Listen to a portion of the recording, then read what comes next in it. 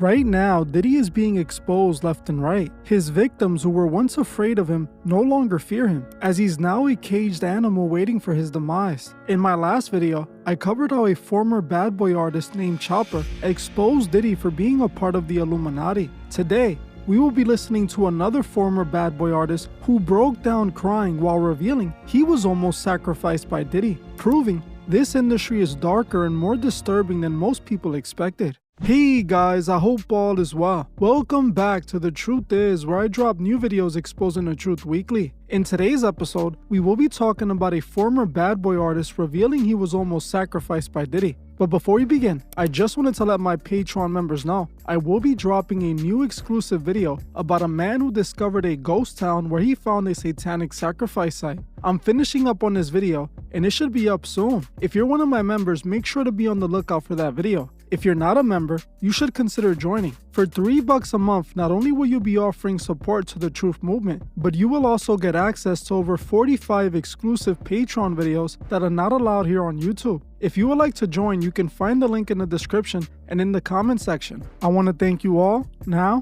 let's get right into it.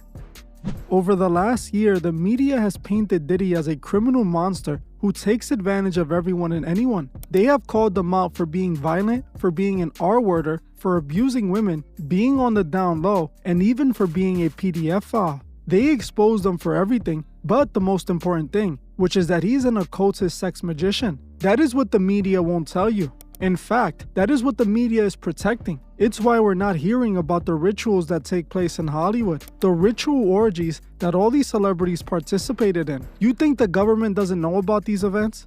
They do, as when they confiscated all that freak-off footage at Diddy house, they saw many big celebrities, but they aren't trying to expose Hollywood, they're only trying to go at Diddy. The media would never tell you the truth. It's funny because they know exactly what's going on. They're all a part of it. That's why I made it my job to make sure and point out all of these things that the media purposely is missing, as they don't want you to ever learn the truth about the industry. They will not tell you the music industry is controlled by Freemasons because the media and Hollywood are also controlled by Freemasons. In the last video, I spoke about an interview one of Diddy's former artists named Chopper did with real-life street stars. In that video, Chopper confirmed the Freemasons' involvement in the music industry and Diddy's membership.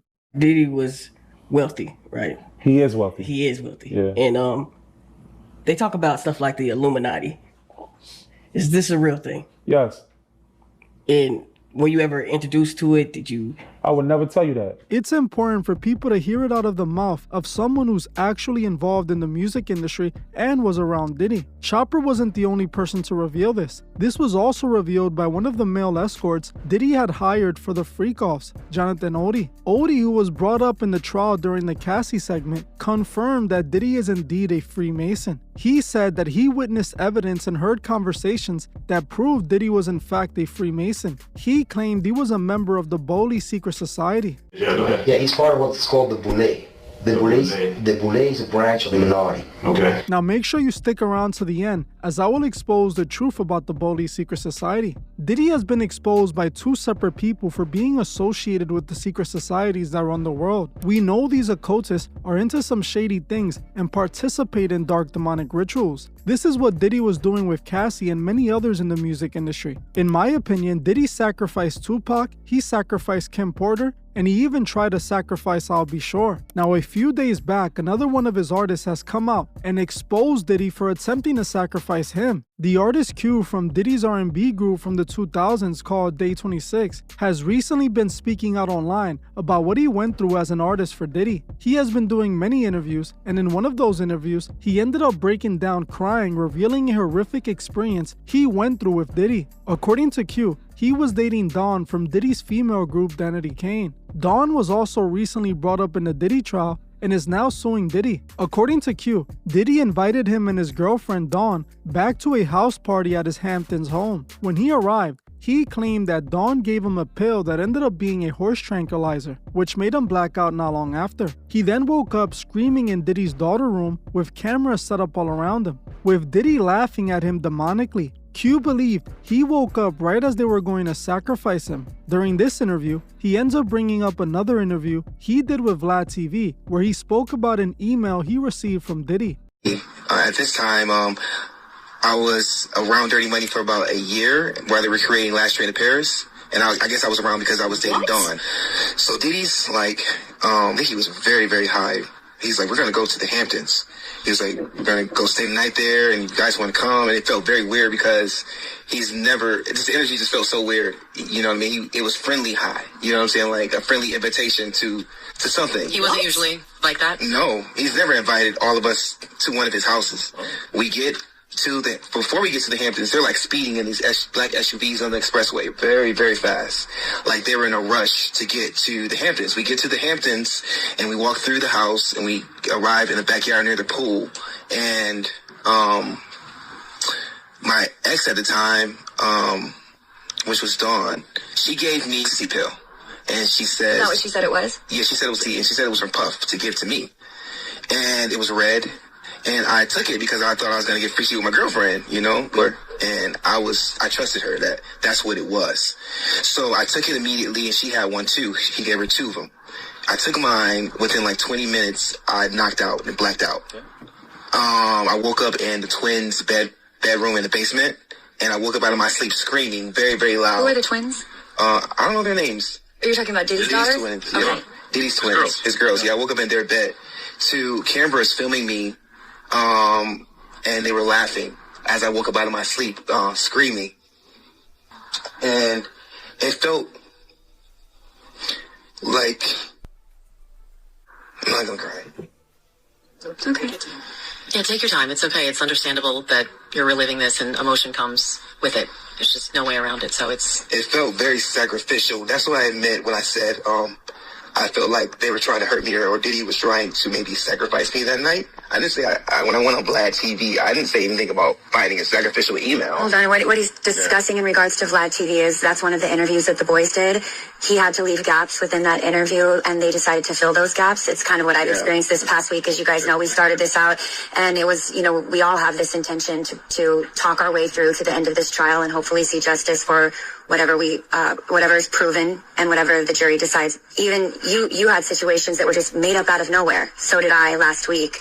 He was discussing one in which he couldn't say certain things because he's honoring a contract.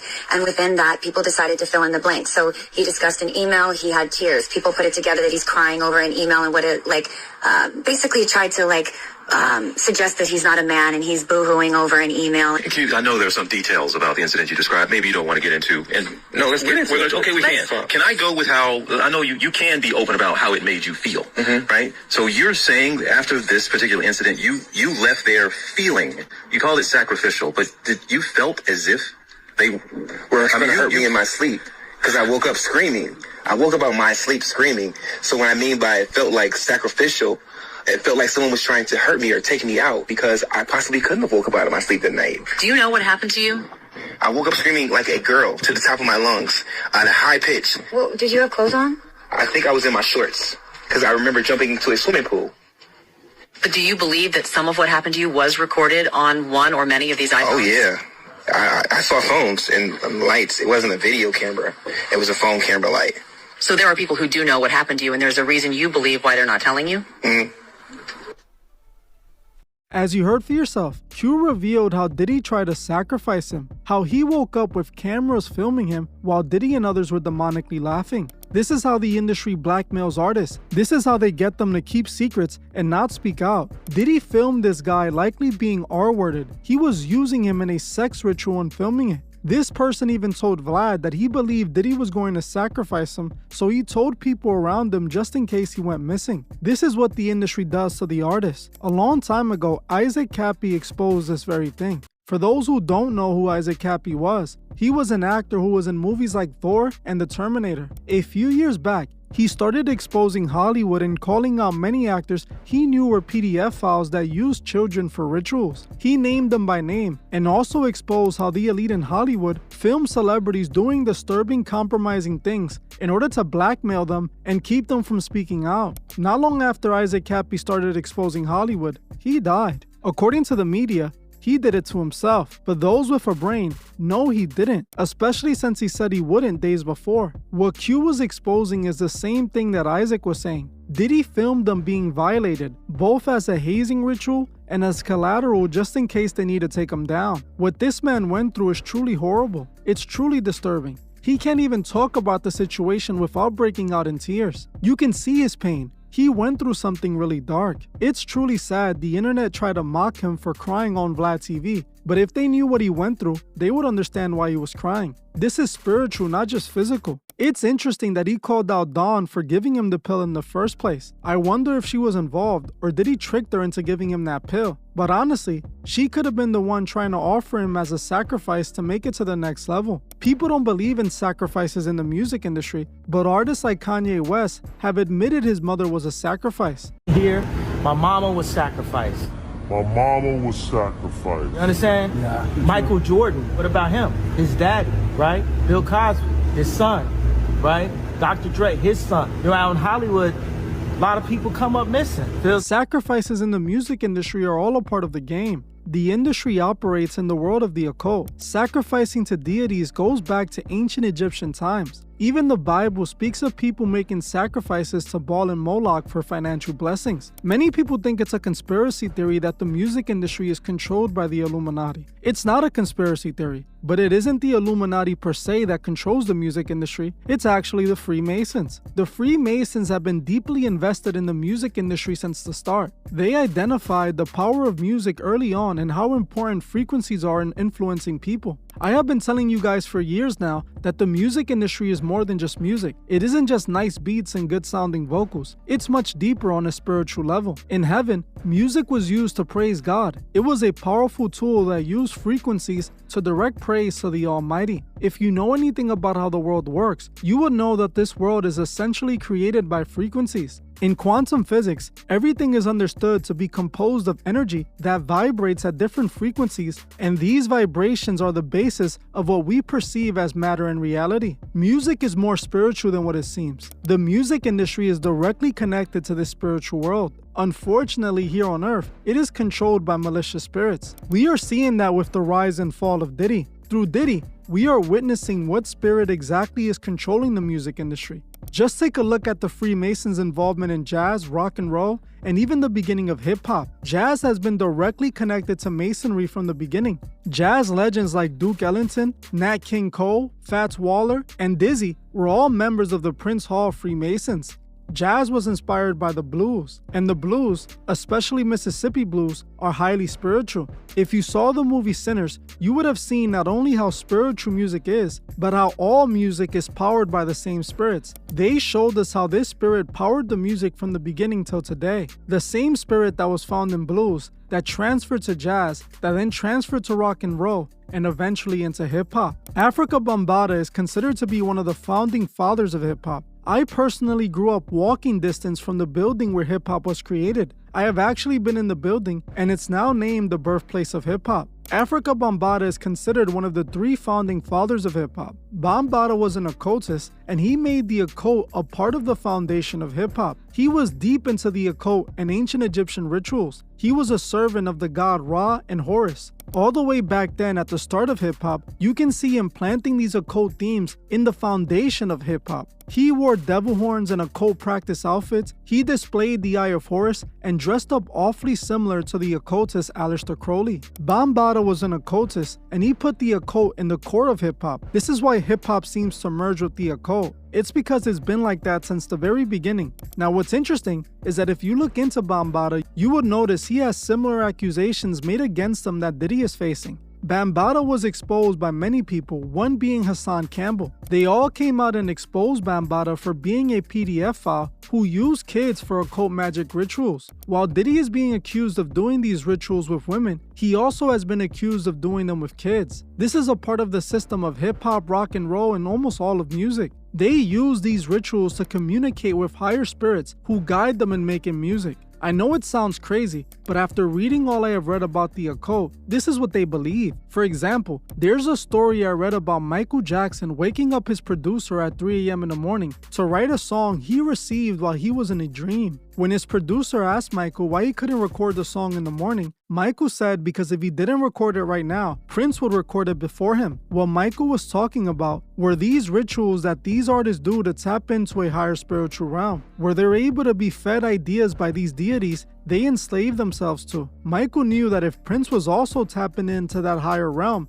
he would have gotten the same song. This is why the music industry is controlled by the Freemasons, because they know the power of music. Diddy is in fact a Freemason. He is a part of the Black Boli fraternity. The Boli secret society ties back to a black fraternity called Sigma Psi Phi. In 1904, a group of prominent African American men founded Sigma Psi Phi. These men, mainly medical professionals, sought out to establish a fraternity for distinguished black professionals. Freemasonry influenced Boli since the beginning. The Boli secret society was just an offshoot of Prince Hall Masonry, and they actually participated in the same rituals. So essentially, Boli is just another branch of Freemasonry. And what's interesting about this is that many black celebrities have been connected to the Boli secret society, like Diddy and even LeBron James. Not only does Diddy routinely do Masonic hand gestures, but he also has been seen wearing the Mason Shriner hat. This is the Masonic Shriner hat, and if you look at Diddy, this hat looks exactly the same.